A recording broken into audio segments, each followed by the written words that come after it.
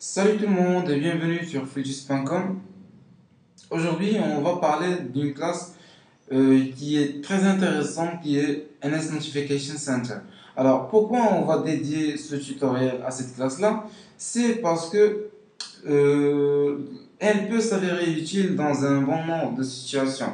Alors, supposons par exemple que euh, on est sur une page dans notre application et on veut détecter par exemple la fin du chargement de certaines données ou on veut détecter quand une image sera uploadée dans une autre page.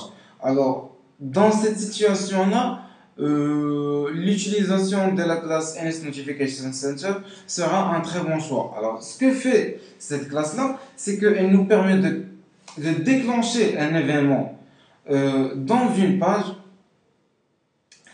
ou dans une classe et elle permet de capter cet événement-là dans un autre endroit dans notre projet, dans une page ou une classe qui est complètement séparée de la classe courante ou la page courante sur laquelle nous sommes. Alors, pour commencer, on va créer un projet de type Table Application. On va le nommer Test Notification. Voilà. Je vais agrandir ça. Ce sera Nest. On va sauvegarder notre projet. Et voilà. Alors, le type d'application Tablet Application, il nous crée une application basée sur un tabac qui contient deux pages. Alors, la première, c'est First View Controller. La deuxième, c'est Second View Controller. Je vais supprimer le contenu de ces pages-là. Voilà.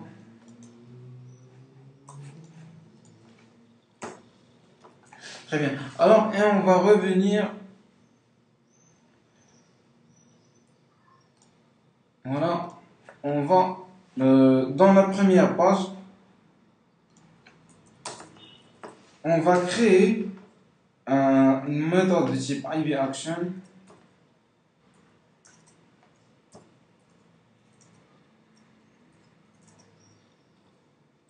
qui sera appelé lors du clic sur un bouton qu'on va ajouter. Alors, ce sera par exemple, on va l'appeler post. Voilà. Alors, une fois cette méthode-là appelée, elle va dispatcher un événement avec la classe NS Notification Center. Alors, ce sera default center et on va appeler la méthode post notification name. Voilà. Alors, le premier paramètre, c'est le nom de l'événement qu'on veut déclencher. Alors, on peut l'appeler comme on veut. On va l'appeler test notif. Voilà. Alors, object, on va tout simplement leur donner un paramètre nul. Voilà. Et point virgule.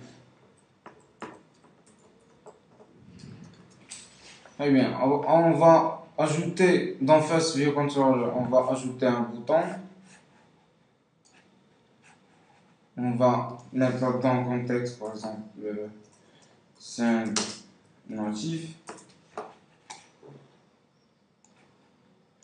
Agrandir le bouton.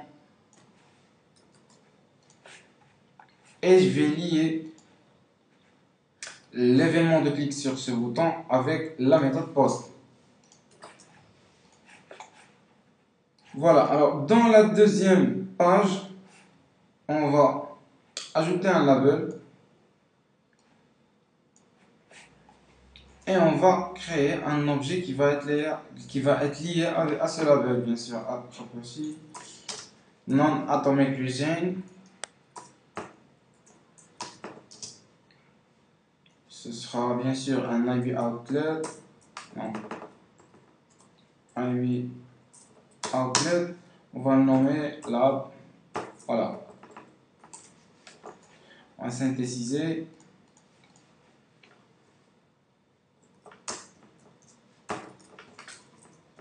Très bien. Et on va le lier au label ajouté dans le fichier new. Voilà. Alors, dans la classe SecondViewController, on va dans la méthode viewDidLog, on va appeler la classe NSModificationCenter comme la dernière fois defaultCenter. Alors, cette fois, on va ajouter comme un listener. En fait, cette méthode-là, elle va écouter et elle va attendre l'événement qu'on a déclenché dans l'autre classe. Alors, ce sera addObserver. Ce sera le premier paramètre, c'est la classe qui va écouter cet événement-là. Bien sûr, ce sera la classe dans laquelle nous sommes. Ce sera save. Selector, c'est la fonction qui va être exécutée une fois l'événement est reçu. On va déclarer addSelector et on va donner le nom de la méthode. On va l'appeler notif reçu. Voilà. Alors, le troisième paramètre, ça sera le nom de l'événement. Le nom de l'événement, c'est celui qu'on a entré ici, qui est testMotif. Je vais le copier et je vais le coller ici. Le quatrième paramètre, on va mettre tout simplement un nu. Alors, maintenant, on va déclarer cette méthode-là. Ça sera tout simplement void. On va, à titre d'exemple, on va par exemple changer le texte du label qu'on a dans cette page. Alors, ce sera lab.text. Oups. En fait, je dois le déclarer UI label. Voilà. Ce sera lab.text. Ce sera par exemple le notif reçu. Voilà. Et enfin, on va lier cette. Voilà. On va lier ce label-là à la. Très bien. Alors, une fois on va exécuter.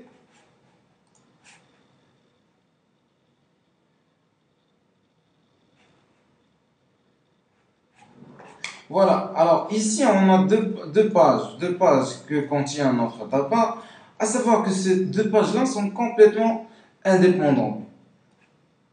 Alors une fois, remarquez bien que le label a le texte par défaut, une fois je vais cliquer sur son identif, on voit dans la deuxième page que le texte a changé, c'est-à-dire que la première page a déclenché un événement que la deuxième page a reçu, et une fois cet événement-là a été reçu, on a exécuté cette méthode-là qui a tout simplement changé le texte qu'il y a dans ce label. Alors, c'est tout pour la classe NSModificationCenter. J'espère qu'elle sera utile pour vous comme moi. Et je vous dis à bientôt sur Fujis.com. À bientôt.